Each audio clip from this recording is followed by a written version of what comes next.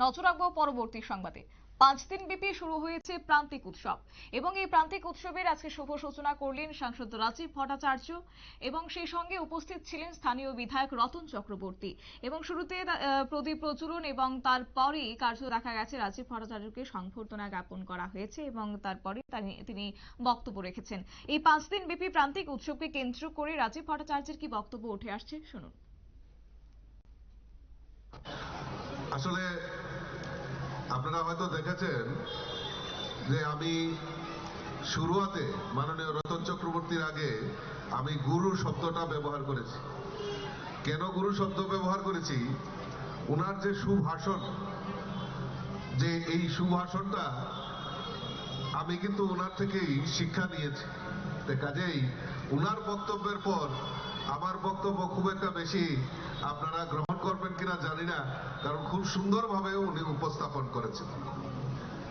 ওনার একটা কথায় আমি উদ্ধৃত করেই আপনাদের সামনে দুই একটা কথা বলছি, যে উনি বলেছেন যে একটা সময় ছিল যে ক্লাবে ক্লাবে কত অস্ত্র, কত মস্তান, কত বড় মাসুল পাওয়ার রয়েছে, তার উপর নির্ভর করে ক্লাবে ক্লাবে এটা কম্পিটিশন হতো। আর এখন এটা পরিবর্তন হয়েছে। এখন পরিবর্তনটা কি হয়েছে, যে কোন ক্লাবে কত সামাজিক ব্যক্তিত্ব, সমাজের প্রতিষ্ঠিত ব্যক্তিত্ব, তারা এগিয়ে এসে ক্লাবের দায়িত্ব নিয়েছেন। আর ক্লাব একটা কম্পিটিশন শুরু হয়েছে যে কে কত সামাজিক কাজে এগিয়ে আসতে পারে। ঠিক তদ্রূপ এই প্রান্তিক ক্লাবও সমাজের বিশিষ্ট ব্যক্তিরা এগিয়ে এসে এই ক্লাবকে সমৃদ্ধশালী করা এবং ক্লাবের দিশা নির্দেশিকা পরিবর্তন করে সুষ্ঠু সমাজ, সুষ্ঠু পরিবেশ গঠনের জন্য ওনারা এগিয়ে আসছেন। আমি তাই এই প্রান্তিক ক্লাব থেকে সমস্ত সদস্যদেরকে ধন্যবাদ জানাচ্ছি।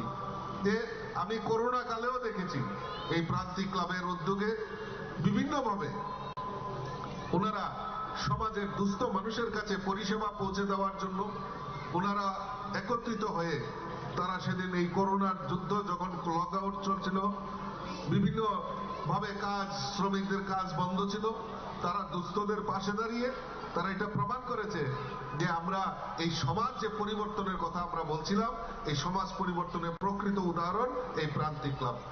শুধু তাই নয়, আজকে এই মেলাকে এই কদিন ধরে যে মেলা চলবে, এই মেলাকে সাঙ্গিক করে আজকে প্রভাত ফেরির মাধ্যমে সকলকে অংশগ্রহণ, পার্টিসিপেট করা এবং আমাদের বিনামূল্যে স্বাস্থ্য পরিষেবা, যোগাসন প্রতিযোগিতা, গানের কম্পিটিশন, বিভিন্ন কম্পিটিশন, একটা সবসময় কর্মব্যস্ততার মাধ্যমে এই কদিন ধরে যে অনুষ্ঠান সূচি তারা হাতে নিয়েছে, আমি তাদেরকে শুধু সাধুবাদ জানাই।